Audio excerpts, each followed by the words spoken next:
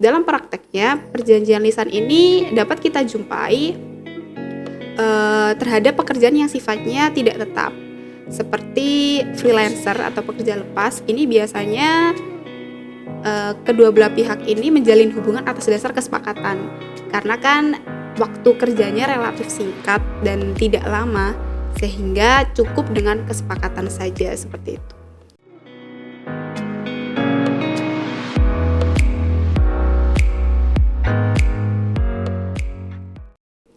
Halo teman-teman, kembali lagi bersama saya Novita Indasari di Smart Podcast. Nah, di episode Smart Podcast hari ini, kita akan membahas seputar ketenagakerjaan nih, yaitu terkait dengan eksistensi perjanjian lisan dalam hubungan kerja.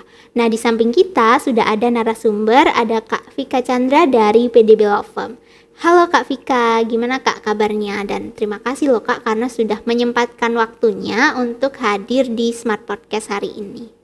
Ya, kabarnya alhamdulillah baik Kak Novita, dan saya juga mengucapkan terima kasih kembali karena telah diundang ke Smart Podcast dan bisa sharing-sharing bersama Kak Novita dan juga teman-teman. Oke Kak, sama-sama juga. Nah Kak, terkait dengan topik kita hari ini, yaitu terkait dengan eksistensi perjanjian lisan dalam hubungan kerja. Nah, sebenarnya dalam hukum ketenagakerjaan sendiri, perjanjian lisan itu diperbolehkan nggak sih Kak? Oke Kak, jadi hubungan kerja memang ada didasarkan dengan adanya perjanjian kerja. Hal ini sebagaimana diatur dalam Undang-Undang Pasal 50 Undang-Undang Ketenagakerjaan, bahwasanya hubungan kerja ada didasarkan pada perjanjian antara pengusaha dan juga pihak pekerja atau buruh. Nah, kemudian diatur dalam pasal 51 Undang-Undang Ketenagakerjaan bahwa perjanjian kerja itu dibuat secara tertulis atau lisan.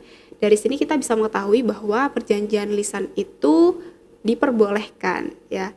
Jadi tidak ada yang mengisyaratkan bahwa perjanjian kerja itu harus dibuat secara tertulis, kecuali memang untuk perjanjian tertentu itu harus dibuat secara tertulis, ya.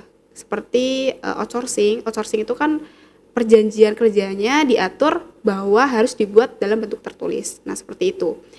Nah, dalam prakteknya perjanjian lisan ini dapat kita jumpai terhadap pekerjaan yang sifatnya tidak tetap, seperti freelancer atau pekerja lepas. Ini biasanya kedua belah pihak ini menjalin hubungan atas dasar kesepakatan, karena kan waktu kerjanya relatif singkat dan tidak lama, sehingga cukup dengan kesepakatan saja seperti itu.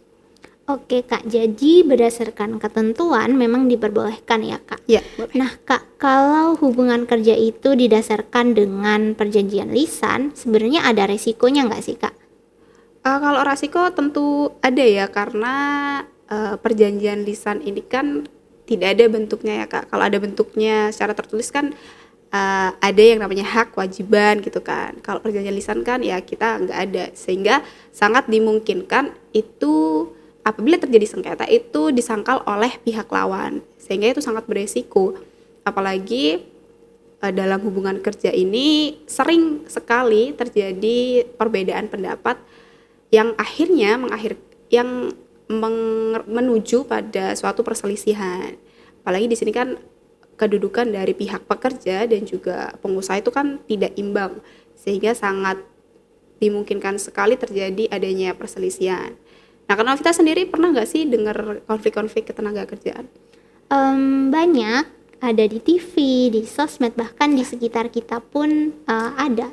Nah, ya itu betul sekali Kak. Kita saat akhir-akhir ini juga sering kan ada aksi demo, aksi mogok kerja, itu kan juga terjadi akibat adanya perselisihan antara pekerja dan juga pengusaha. Jadi sangat berisiko sekali sebenarnya kalau perjanjian lisan dilakukan dalam hubungan kerja.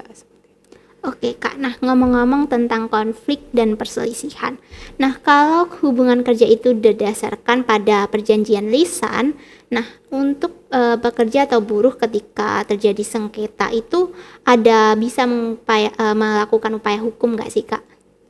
Oke, jadi kita lihat dulu bahwa dalam Undang-Undang Ketenagakerjaan yang tadi sudah saya jelaskan di pasal 51 Undang-Undang Ketenagakerjaan bahwa perjanjian lisan itu kan memang ada ya Kak ya. Nah kemudian dalam KUH Perdata sendiri itu tidak ada ketentuan yang mengisyaratkan bahwa perjanjian harus dibuat secara tertulis. Hanya saja dalam KUH Perdata ini mengatur terkait syarat sahnya perjanjian yang diatur dalam pasal 1320 KUH Perdata. Yakni pertama ada kesepakatan, kedua cakap, ketiga suatu hal tertentu, dan yang keempat ada suatu sebab yang halal. Tapi hal itu juga diatur kok dalam Undang-Undang Ketenagakerjaan, diatur dalam pasal 52 Undang-Undang Ketenagakerjaan. Jadi sebenarnya suatu perjanjian lisan yang dilakukan dengan tetap memperhatikan syarat sahnya perjanjian itu tadi, maka dapat dikatakan sah oleh hukum. Dan apabila salah satu pihak ternyata ingkar, maka pihak yang dirugikan tetap bisa melakukan upaya hukum seperti itu. Oke Kak, jadi kalau menyambung dari yang tadi, kan perjanjian lisan itu nggak ada bentuk tertulisnya ya Kak. Nah, untuk segi pembuktiannya itu bagaimana ya Kak? Oke Kak, jadi inilah resiko dari perjanjian lisan karena dari segi pembuktian dia lemah. Ya karena dalam KUH Perdata sendiri itu kan mengutamakan bukti formil atau bukti surat-surat. Sedangkan kalau perjanjian lisan kan tidak ada bukti fisiknya. Jadi cukup kesepakatan para pihak aja.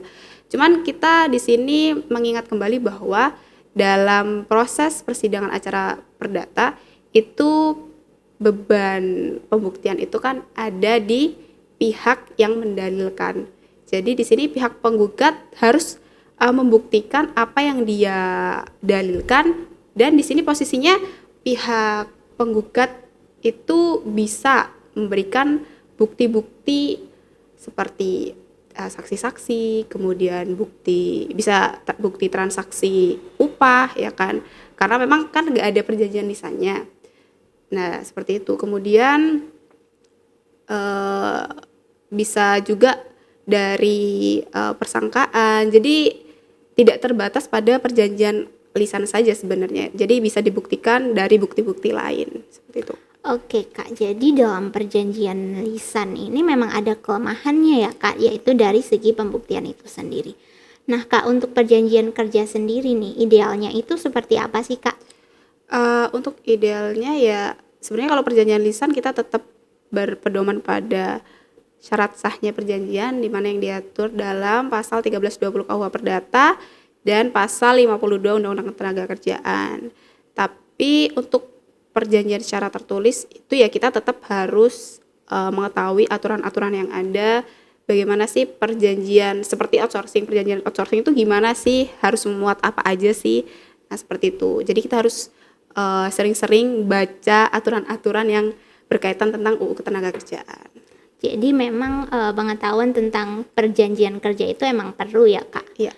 Oke Kak, kita udah di penghujung acara nih Kak, yaitu closing statement dan saran. Mungkin Kak Vika ada yang mau disampaikan?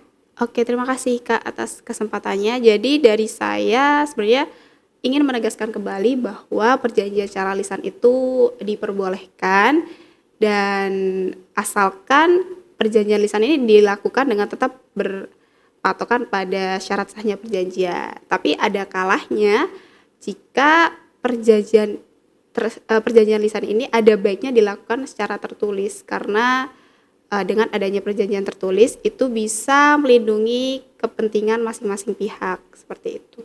Oke Kak, jadi bisa disimpulkan kalau memang perjanjian lisan itu diperbolehkan, dan yang perjanjian yang lebih baik itu perjanjian secara tertulis. Oke Kak, terima kasih atas closing statement-nya dan juga kehadirannya di Smart Podcast hari ini. Yes. Nah, untuk teman-teman yang mungkin punya saran atau pendapat terkait dengan pembahasan di podcast hari ini, bisa menyampaikan di kolom komentar ya. Nah, terima kasih sudah menonton. Sampai jumpa di Smart Podcast berikutnya. Bagi teman-teman yang ingin belajar terkait dengan hukum, pajak, bea cukai, dan sebagainya, teman-teman bisa mengikuti pelatihan yang diselenggarakan oleh Smart Weekend Profesional. Untuk informasi selengkapnya, teman-teman bisa mengunjungi website kami di www.wloj.id. Nah, terima kasih sudah menonton. Jangan lupa like, comment, share, dan subscribe. Salam smart.